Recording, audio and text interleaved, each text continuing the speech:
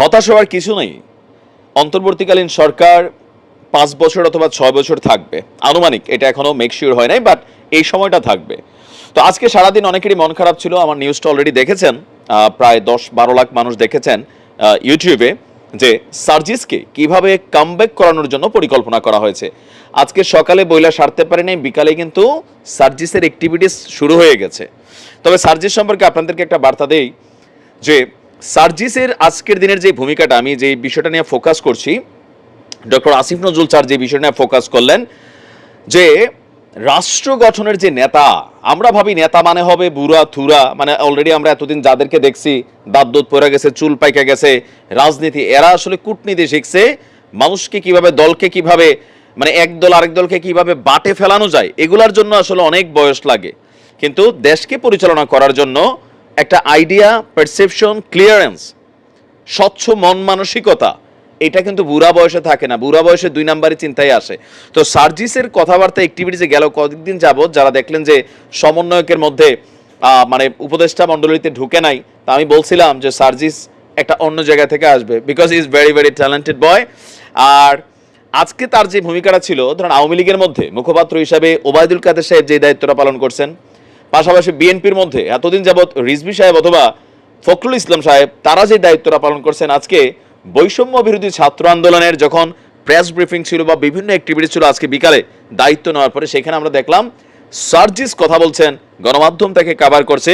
আর নতুন একটা রাজনৈতিক দলকে পুনর্গঠিত করার জন্য যে সময়টা দরকার, ওই সময়টাতে সার্জিস প্ল্যাটফর্ম পাবে, কারণ আজকে তার অ্যাক্টিভিটিস। এবং আপনি দেখেন উপদেষ্টা পরিষদে সে ঢুকতে না পারার পর তার বন্ধুদের প্রতি সে কত সুন্দর একটা বক্তব্য দিয়েছে, কোনো হিংসা নাই, বিভেদ নাই। আমাদের অন্যান্য দলগুলোর মধ্যে কিন্তু এগুলা আমাদের চোখে পড়ে। আচ্ছা, তো আজকে কোটা সংস্কার এবং তৎপরিবর্তিতে সরকার পতনের পর এক দফা আন্দোলনে যারা আহত হয়েছে তাদের তালিকা হচ্ছে বলে জানিয়েছে আপনার সার্জিস আলম। আহতদের চিকিৎসার যে দায়িত্ব সেটা রাষ্ট্র নেবে।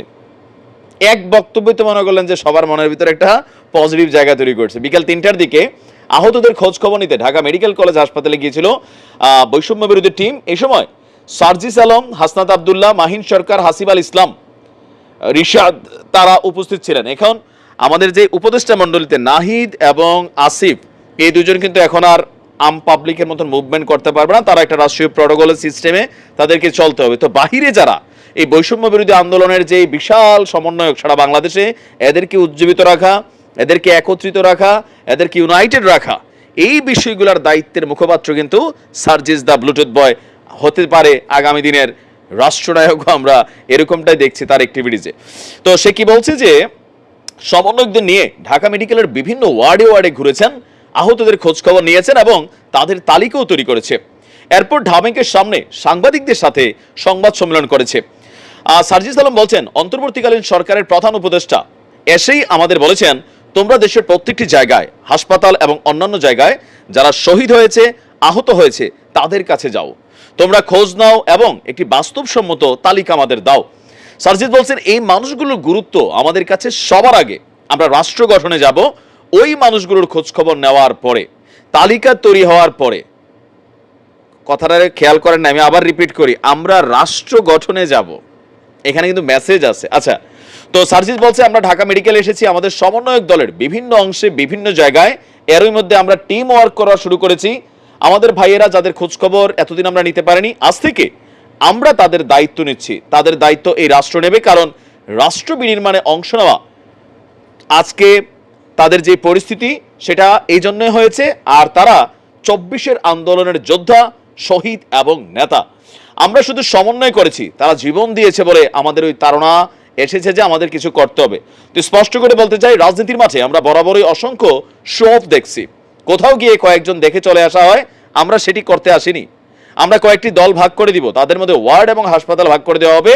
আমরা যাব, তালিকা তৈরি করব, অর্থাৎ আমরা আমাদের কাজ করতে চাই, একই সঙ্গে আমরা রাষ্ট্রের দিকেও মনোযোগ দিচ্ছি। মানে বিষয়টা হচ্ছে, আমি আগেই বলছিলাম, সার্জিস্ট্রিতে যে কাজটা হবে আসিফ অথবা নাহিদকে দেওয়া হবে না, এরা অন্য জায়গায় ট্যালেন্টেড, কিন্তু সার্জিস আগাগোড়া একটা পলিটিশিয়ান মেন্টালিটি আছে। আপনি তার কথাবার্তা যারাই শুনছে মুগ্ধ না মুগ্ধ, কারণ অরিজিনালি আমাদের যে তথাকথিত যে সিস্টেম, ওইখানে যারা কথা বলেন মুখপাত্র, ওই খালি কি কে আর কোনো জায়গায় আহত নিহত হলে একবার যাই একটু হাত টাত বুলাইয়া, এরপর আর খবরও থাকে না। কিন্তু সার্জিস বলছে যে খবর থাকবে, চিকিৎসা ভার ব্যয়ভার বহন করবে, পাশাপাশি রাষ্ট্র কর্তৃক এদেরকে একটা পার্মানেন্ট ভাতা বা ওই সুযোগ সুবিধা দিতে হবে যেটা মুক্তিযোদ্ধাদের দেওয়া হয়েছে।